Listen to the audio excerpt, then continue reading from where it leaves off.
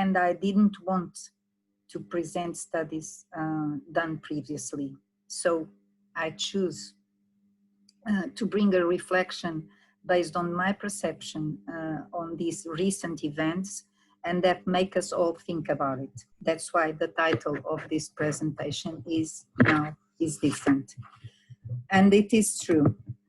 Now it's really different, and the world we grew up in has disappeared, and we will never return.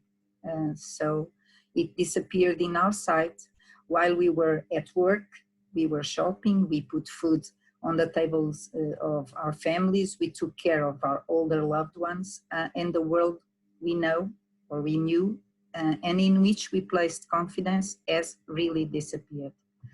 The problem is that nobody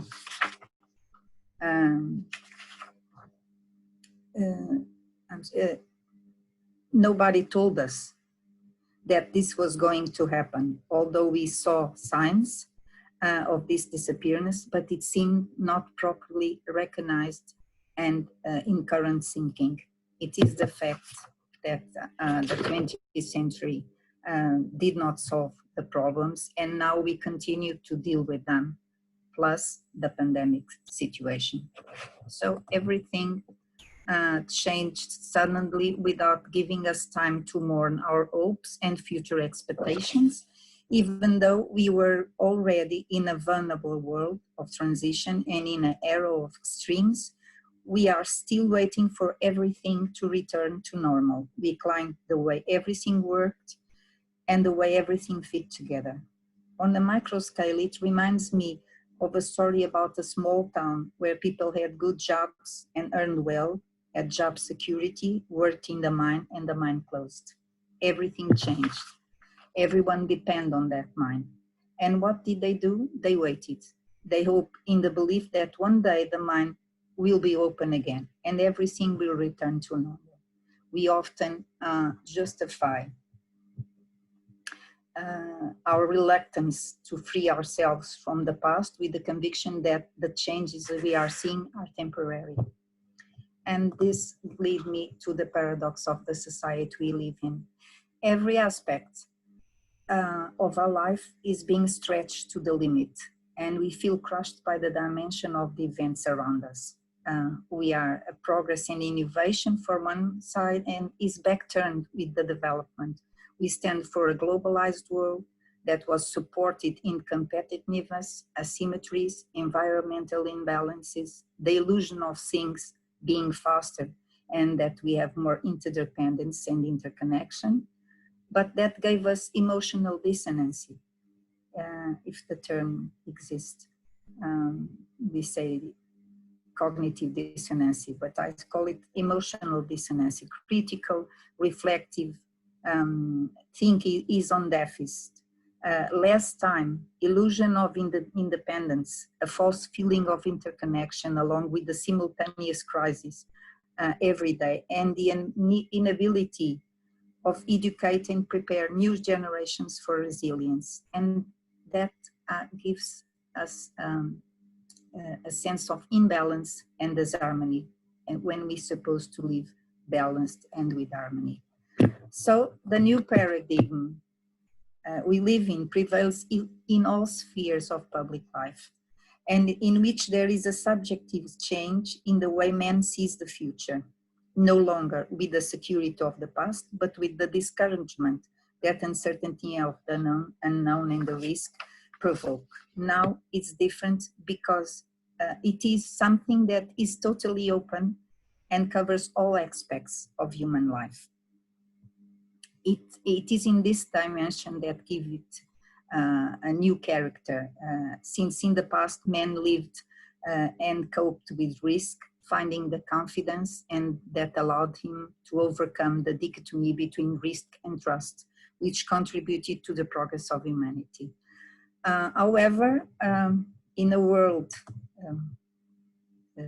in constant transformation, traditional forms of trust have been dissolved, and we are losing the ontological security founded on the continuity of our personal identity, and which is rooted in the constancy of surrounding social and material environments well predicted by guidance. So we are faced with a different world marked by endemic uncertainty that dominates the most elementary existence of many people. Also, our dearest Beck said it. And I'm not referring to our small world, I'm referring to a wide variety of different risks, personal and global, and mutual contradictory. Changes happening in a dizing speed, forecast becoming redundant in the face of such unpredictably as it is what the very present is challenging us due to the profound changes that are taking place in the world of work, in the production processes, in the management of states and policies, and by sharpening conflicts arising from ethnic, regional, and international relation problems. Social issues acquire global dimensions. However, these dimensions do not diminish the importance of the internal problems of each society. On the contrary, they aggravate them. Also, we must not forget that this process is incomparably different from all those that humanity has gone through. Throughout its historical evolution, it is precisely in this field that the current challenges are configured, which does not imply that we abandon classic methods or theories, nor that we ignore the old historical tradition, but that we can learn from mistakes through a reflexive attitude on the use of the old new opposition that is, without a doubt, one of the obstacles to progress of science, especially social sciences, as Bourdieu told us also. We need to have the courage to recognize that we are really used to think of society as a parallel place, consolidated by the accumulation of knowledge produced historically, and that we have the duty to change and transmit it to the new generations. It's not a new thought. Jacob in the early 17th said that for an object to become accessible to an analysis, it's not enough to perceive it. It is necessary that a theory is able to accept it, and in exchange between theory and experience, it is always the first that starts the dialogue, which determinates from the question, and therefore the limits of the answer. This is what provides us with a set of theories and conceptions about the world. And if we don't know, we can't ask. If we don't ask, we can't know anything new. So how can we deal with problems if we are not honest about them? How can we be successful in a new world if we are focused on waiting for the old world to return? We want to think about the future, but our educational, political and cultural system are focused on the immediate present, which means that our relationship with the collective future is not of hope, but of fear and of improvisation. Contingencies arise when we least expect it. The changes that are taking place now are different from those of the past, when a comfortable pattern of continuity prevailed. The current changes are, on the contrary, discontinuous. So they demand a different mental posture, a different mindset. It is necessary to consider that complexity and contingency produce an immense need for decision making, and that has fundamentally to do with how decisions are to be made. Luhmann said that society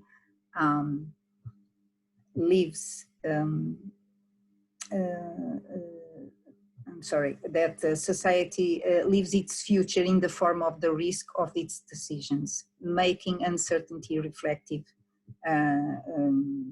will not translate it into a safe expectation, but it can become a confidence that reduces insecurity. And this requires a radical change to understand reality, and the fact of recognizing the contingencies is not the lack of conviction conviction, but the articulation of knowledge and non-knowledge, the relativization of available knowledge in order to open space for new ways of looking at things. Transform the latent wideness of contingencies into a transparent awareness of contingencies, like Inerati says.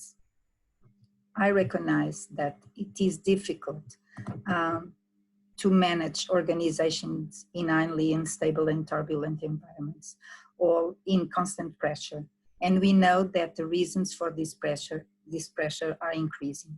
The intensification of requests, skill required to be balanced and accepted in labor market, the ability to develop and respond more quickly, although we feel that we have to slow. We are facing lack of resources, new requirements, management expectations in fear, pressure and aggressiveness of the managers in related with the expected results. Stephen Gross reminds us that life itself is change. We are always giving up something for something else. So we can no longer rely only on premeditated models, but on reflexive structures capable of formulating alternatives and avoiding redundancies. The future is something with which we must maintain a good relation. It is an unknown, complex, open space that threatens or promises too much, which worries and attracts us. Also, it is a fragile time that needs care, attention, almost like a child. We must protect it with love. We must care, and we must be careful with our future. Part of the challenge we face results from the way we think about it, both individually and collectively. In many aspects, decision-making is based in structures that assume the existence of an archetypal rational person who would receive all the information available about the decisions to be made, who select the most relevant evidence for this decision, and discuss with other rational people and make a rational decision to go on. But it's not like that. It implies massive change in human behavior, thinking, and relationship. So the turning point is that we must change the way of thinking. The old way of thinking and living, we have the question, what can I get from the world? But now the new way of thinking leads us to a new question, what can I give, share, and contribute to the world? This transition or change may be our choice, or may be imposed. It is the answer to this question that alters the reasons that lead us to approach life and relationships as we do. I'm not a specialist in chaos theory or theory of complexity, and much less of leadership models. About leadership issues, I can only speak what I have learned with my daily experience with the team I worked with about 36 professors. And one thing is certain, to lead, whether it's a team, organization, or even, I think, a nation, we must rely on respect. Good communication, coherence, stability, trust, and care. And that gives us mutual respect, interdependence, and confidence. If we make our team feel insecure, disrespected, if we lead based in fear, it is the first step to failure. It is an illusion, and it is a sick environment. So as I said, I'm not an expert on this area, but this is something we learn from the School of Human Relations, the Mayo theory, that gained force after the Great Depression in 1929. So my perception is that we can really make it different, straighting the recognition of the importance of human relationship. Thank you. Thank you, Professor Helena. It's a very interesting presentation, and I think it's give a very different insights that we had before in the previous invited speaker sessions. Now I will give the floor to Dr. Nilanjan. I'm going to stop share, okay? I'm going to stop. Okay. Okay, thank you. Thank you. Depend on the timing, I guess, unfortunately, Professor Yehuda won't be here with us.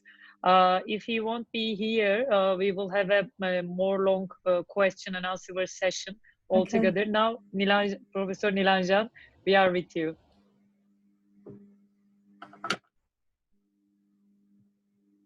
Your microphone is still off. Yeah. Yeah. Thank you very much.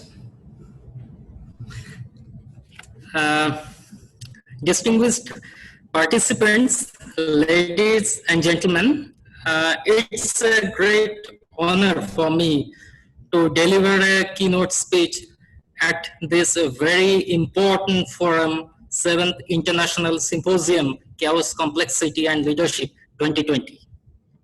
So I would like to thank Professor Schule and supporting staff members for this symposium for invitation. Thank you very much. Thanks again. So today I will share my views regarding the hospitality and tourism and the complexity situation which has already faced in the COVID-19 situation, COVID-19 outbreak in India. So I will share my views what's going on in India. So the COVID-19 outbreak is the foremost human disaster, I think, in the 2020. Everybody believes on this. So more than 200 countries and territories have confirmed case of coronavirus declared by the pandemic by World Health Organization. The scientists are putting their best effort to stop the action of this pandemic virus for the last 5 to 6 months. The entire situation is very pathetic, and people all over the globe have become a panic stricken and frustrated all these things right now. So in India, the tourism sector in India is very economical important, and though has been growing at the substantial rate, it has also undergone some turbulence post Mumbai attack. You ever heard in the Mumbai, in the Hotel Taj on 26th November 2008. However, it has started growing gradually, gaining back the momentum since 2009 with marginal growth rate, because most of the tourists are very scared to visit in India, mainly foreign tourists. The World Travel and Tourism Council calculated that tourism generated INR, Indian currency, 6.4 trillion or 6.6% of the nation's GDP in 2012. It supported 39.5 million jobs and 7.7 of its total employment. It's a huge employment generation scope in hospitality and tourism sectors all over the world, not in India. The sector is predicted to grow at an average annual rate 7.9% from 2013 to 2023. This may give the India the third rank amongst the countries all over the world. So from these statistics, we can say that there's a huge prospects for growing economy for each and every in the micro level and macro level of any countries, whether it is urban or non-urban areas.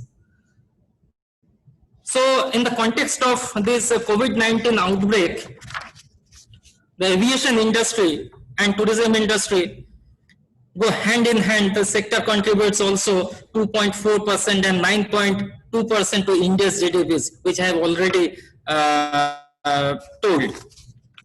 World Travel and Tourism Council in the report showed that India was placed the third amongst 185 countries, showcasing the highest contributors in terms of travel and tourism in the year of 2018. This industry created a large number of job openings, micro level, macro level, allied job market. The pandemic created this kinds of industries, a havoc based on the travel restrictions from one point to another point and expected global recession, according to International Air Travel Association. Estimates that the global air transport industry's revenues could fall 252 billion USD, whereas 44% below in 2019's number. So drastic fall. So Indian government has already spent 37.89 billion INR and 25 billion on aviation and tourism 2021 respectively. With the lockdown in force of aviation industry is suffering a huge loss in passengers flight. The aviation industry did show that the rise in the month of February due to mass booking of air tickets and announcement of evacuation in various parts of the country, and the world at large, on the contrary, March 2020 showed a steep fall in the industry with the lockdown commenced from 23rd March 2020 in India. So maximum travelers has already cancelled their tickets. Looking at the fragmented of the hospitality industry, the business travel segment has reported the cancellation of international business also.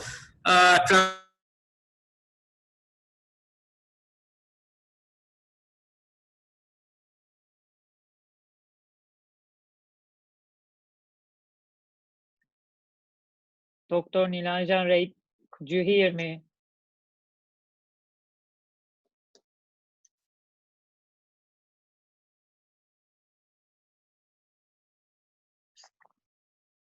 I think he has a connection problem.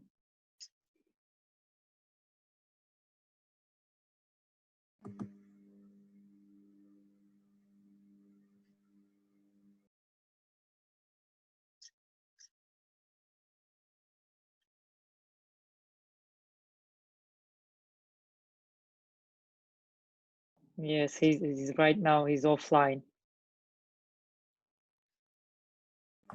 Yes, it is. Now he's back. Okay. Am I audible? Dr. Nilanjan, could you hear us? Yes, yes. Okay. Am I audible? Yes, we are all okay to hear you.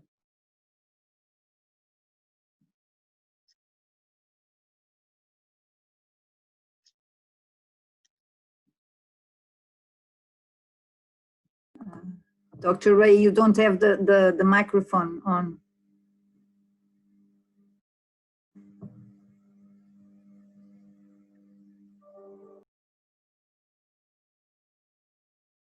I guess he's also again offline.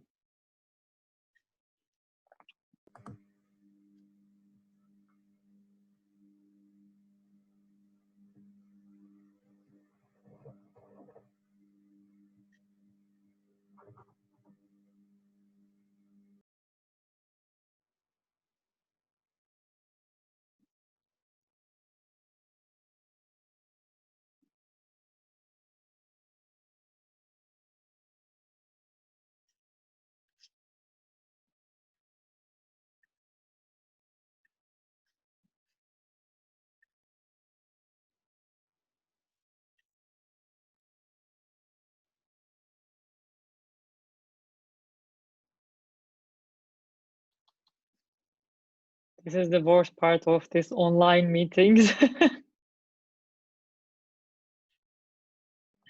This is why we are not in the same kind of,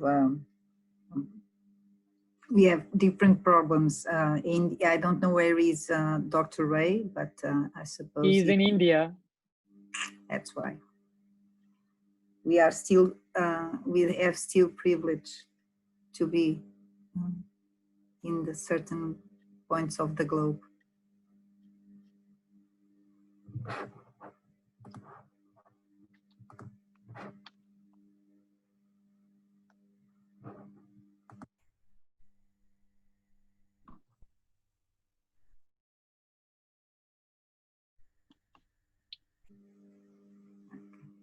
Okay, I think his connection is still unstable.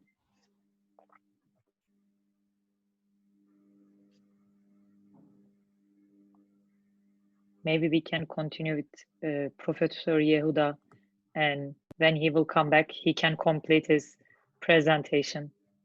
Okay. Professor Yehuda, could you hear me? Yes, I'm happy to be here. Marhaba to everybody. Merhaba. And Welcome. Yes, I'm happy to start with the presentation if it is okay. Yes, it's okay. We will take Dr. Nilanjan when he's come back and he will complete. Okay, so should I share my screen? Yes, you can make your share screen. Can you see that? Do you see the slides? Yes. Okay, so let's start talking. The presentation today is about working from home, how people work from home, why people work from home, and especially what is the COVID going to do about it? What are the implications? So working from home can be called also telecommuting, teleworking, many names, but it was sort of new way of working when people talk about it in the 80s and 90s. And usually it is part of work flexibility. Sometimes it was used just to say, oh, we enable females to work from home, or we enable disabled to work from home, which meant that it was sometimes just for a section of the population. So before the COVID, studies highlighted what is good and what may be a challenge in the teleworking, working from home. A paper that I wrote some 9 years ago, published, was about the status of research in teleworking. And I indicated that there are many possible benefits for individuals that work from home, because at least they perceive that they are highly performing. They save time, they save cost, no need to travel to work, eating your own food, you're more autonomous, you have a higher level of autonomy. And of course, you have a good quality of environment like I have now in my home in England. Less work-related stress, more time to be with the family, and sometimes for some people, it is the only way to work. Of course, you benefit from not having the office politics and to have more privacy. And many times it was, yes, they trust me that I will work from home. However, there are also other issues like less opportunities for affiliation, meet people, social interaction, influencing other people. And then if someone has to be fired, out of sight is out of mind. So people that work from home were more vulnerable. People didn't see them, so they were not visible for promotions. And yes, there were issues with how to mix work and home.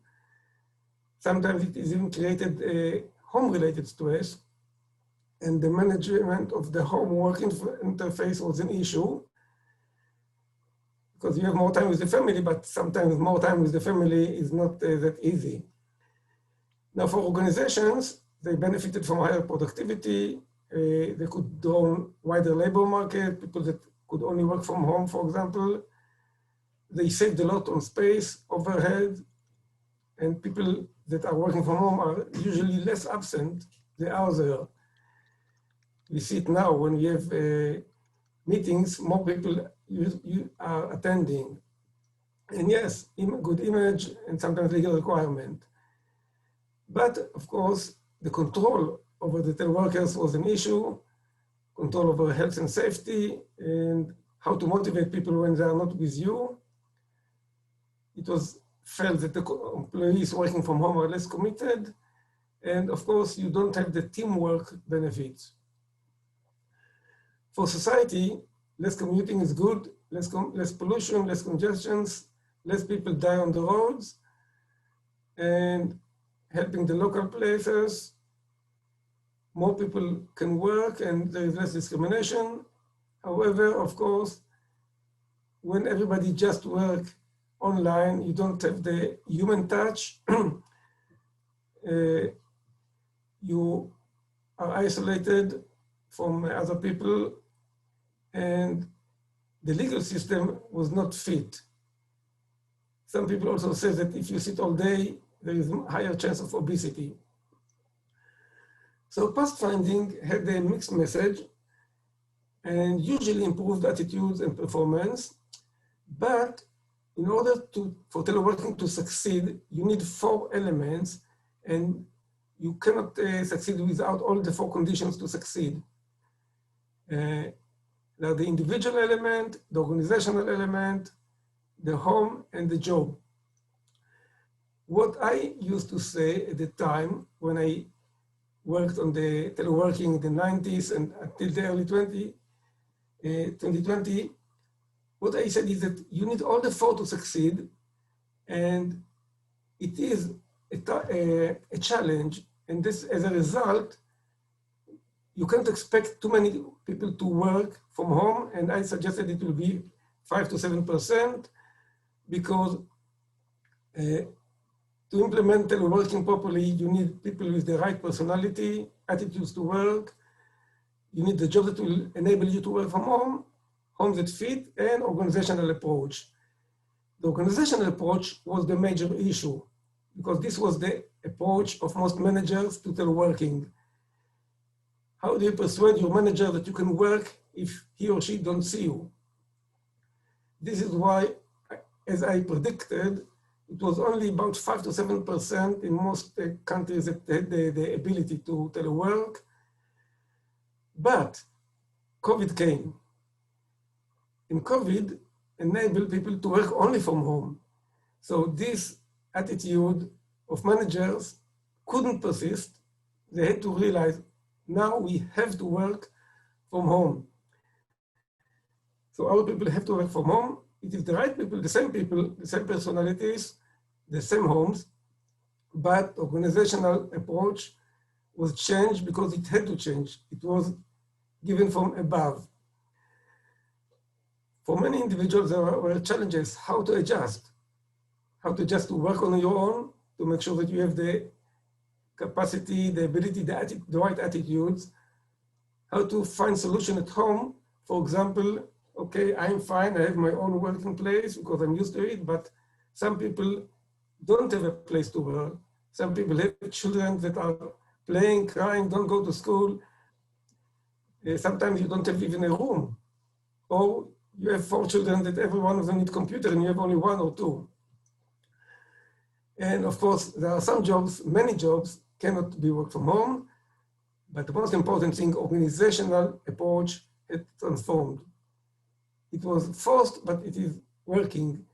So now, at least in the UK and many other countries I know about 50% of the workforce do practice working from home, because this was the only way to work under the lockdown, and it is becoming the preferred way to work if you want to avoid the risk of being infected.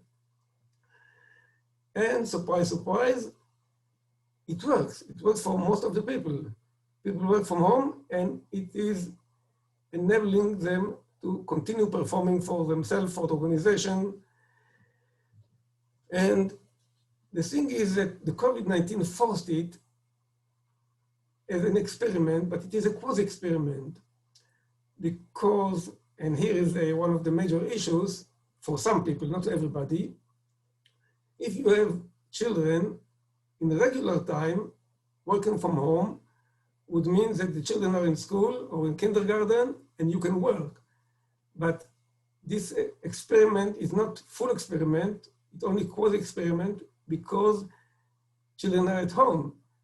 So people that would otherwise be fine working from home suddenly have to deal with the children, have to manage the case of home work interference. We have many people that have dual career, so the male and the female, husband and wife, or whatever the situation is, they need to work together. What if you have only one computer? Who will give you the other one?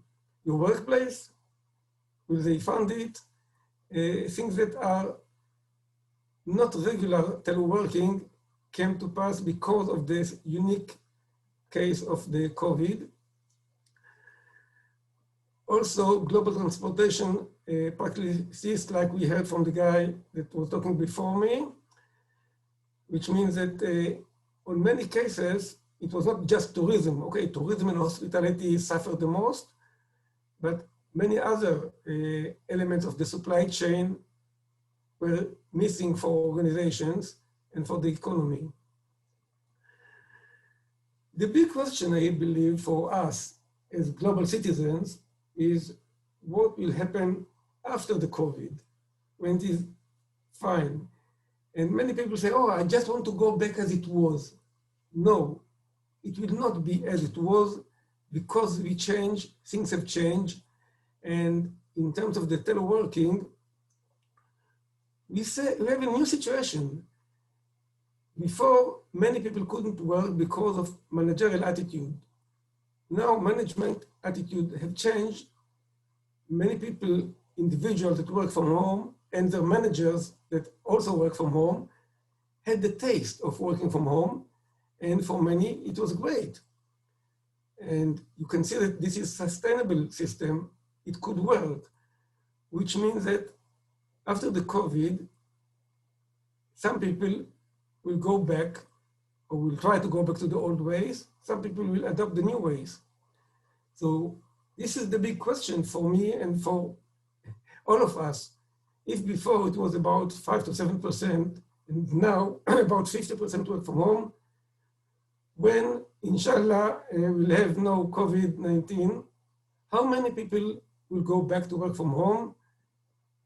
How many people will stay? How many people will just use some element of teleworking? This is a question to be seen in the future. And in fact, with some colleagues of mine, we are now running a study in the UK to envisage what the expectation may be for the future, what will happen.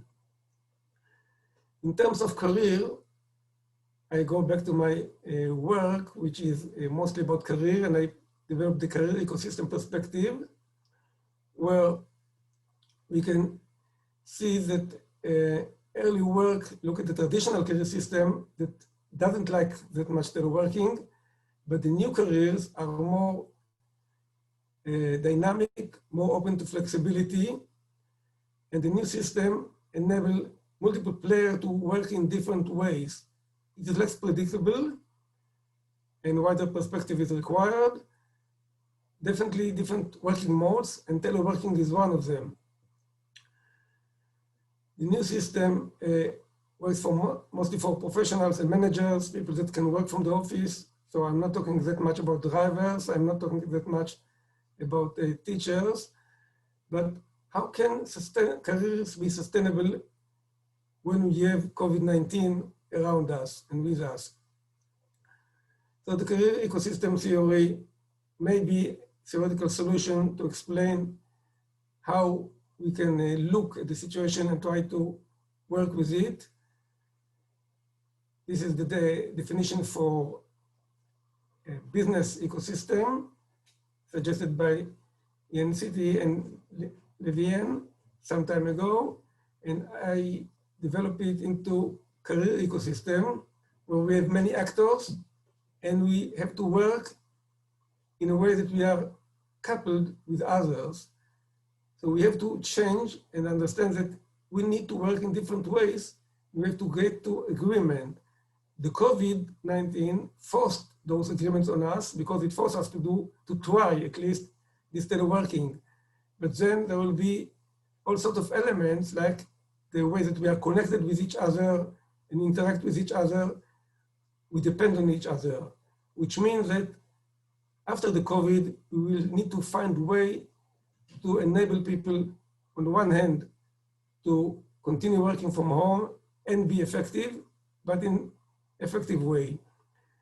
And the survival of the fittest means that those who can change and accommodate changes will fit, otherwise they may find themselves unfit to work. Cases in hand is the academic career, but I don't have too much time. I think I have only 2 minutes, yes? So yes, Professor, you have the 2 minutes left. Yes, so I will suggest that people can think about what the working from home, teaching from home, etc., will mean for our future careers, what kind of qualities will be needed to succeed in academic career. And yes, universities, some schools have to have laboratories, others less.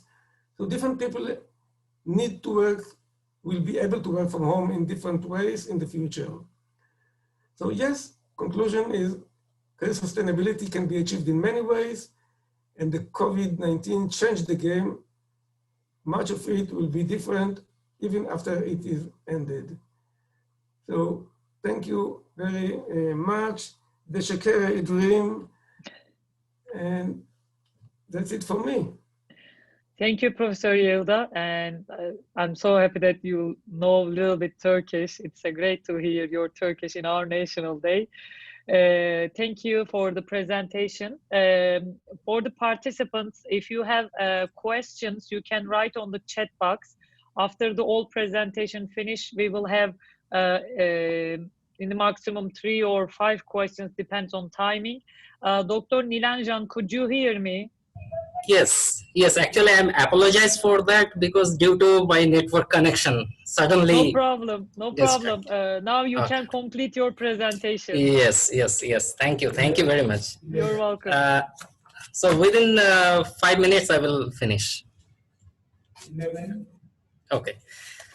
So few observation I have regarding that COVID-19 impact on the tourism allied industries, that due to this pandemic, inbound and outbound travel tourism has completely closed for that reason in aviation in India.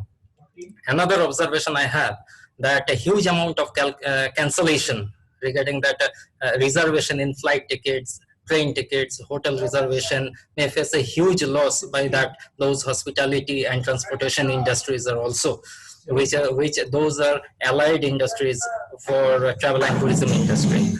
COVID-19 pandemic impact likely to be felt at the each and every level of employees due to job loss. Another thing is that social media platforms like Facebook, LinkedIn, Instagram, and Twitter, we can say that it is a digital marketing age, extensively utilized for promotion in Indian tourism through blog, travel magazines, YouTube videos. So all these kinds of sorts of things has already promoted for exploring India, urban tourism and non-urban tourism. Few things, few suggestions I want to share with you, all of you, that one of the particularities of this globally linked by the generation has been lacked exposure to the world close to the home. So the restriction on long distance travel in general and foreign travel in particular. So we have to look on that matter with proper sanitization and proper infrastructure also.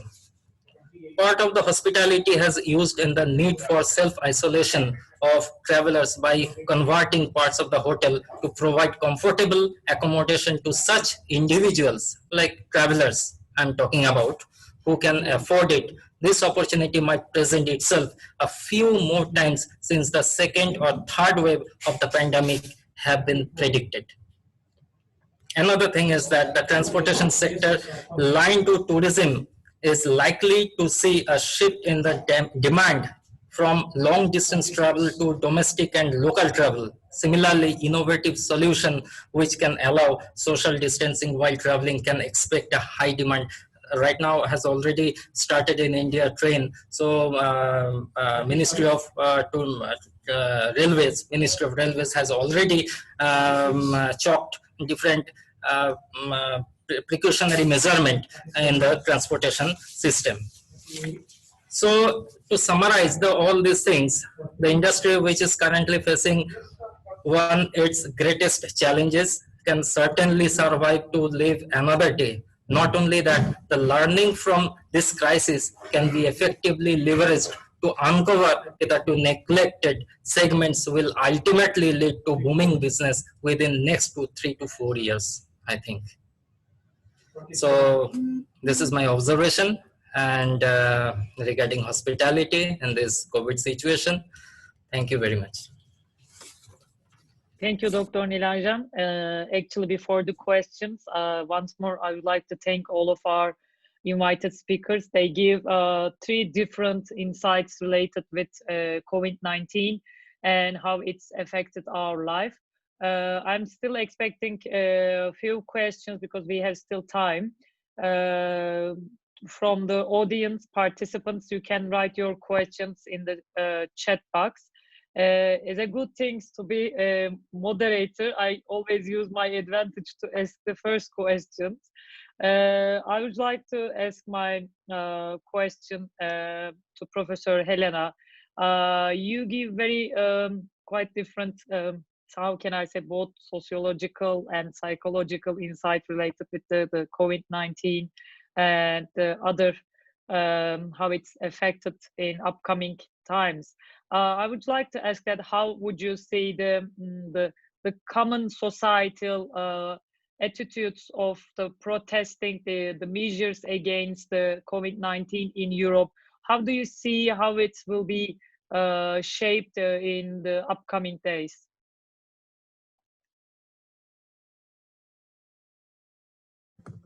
It is a concern. I see it with some concern because I think people are not, they don't have awareness of it, what is really coming here. And we, in the world that we are interconnected with everyone, and if someone does something, it's going to impact the other. And now we cannot only speak about Europe, we are talking about the United States, China, the extreme Orient countries, Africa, everything. We can no longer pretend that we don't see things because we know about them. We have knowledge of what is going on in the world, even though sometimes the media don't say it, but we have the skills and the instruments to deconstruct the speeches and the news. And so we study, most of all are academics, and we know how to deconstruct things. And so we can no longer pretend that we are not seeing. I was paying attention of with the presentation of Dr. Baruch, and I also work in sustainability with vulnerable communities, and that is I'm sorry, what I've seen. I work with sustainability because I'm a social worker. I teach social work, so I'm in the deep of the problems of society and the impact that this thing has done to all of us, and mostly for the most vulnerable. We cannot imagine what is going to be in 10 years. So when Dr. Baruch talked about sustainability of careers, and sometimes I provoke my colleagues of organization psychology because I'm also married with one of them, and and I say, why can we work from home? Why it is so resistant to do that? It would give so many people quality of life. Of course, there are people that don't want to work. It is a choice, but it's because of leadership control. I seem to notice that in my university, the biggest fear was not to control the other. We can live like that. We cannot live like that. We must trust each other. We must work as a whole. Even we are talking about a company, an organization, a country. this is our world. This is our problem from all of us with different perspectives, but the different perspectives gives us the possibility of an holistic view of things. So we must stay together, because the question is, are we going to cooperate or to be competitive again? And are we going to destroy humanity? Because this is not the only problem. The problem of COVID just gave us a little notion of what is going on and open our eyes. The problems are very, very bad. So we cannot pretend that we are not seeing. This is my point of view as a social scientist. Thank you, Dr. Helena. I would like to end this sessions because of the time pressure. We will have upcoming paper presentation sessions. Once more, I thanks for our distinguished speakers, and I would like to also thanks for the participants. We have now very multinational participants across all the world. Professor Helena, Professor Yehuda, and Professor Nilanjan, thanks for accepting to be with us here today. You honored us. Thanks for your presentation. We all benefited a lot. I hope this symposium's results will be good for the discussions related with the upcoming new world after the COVID-19. Thanks for everyone, and take care of you.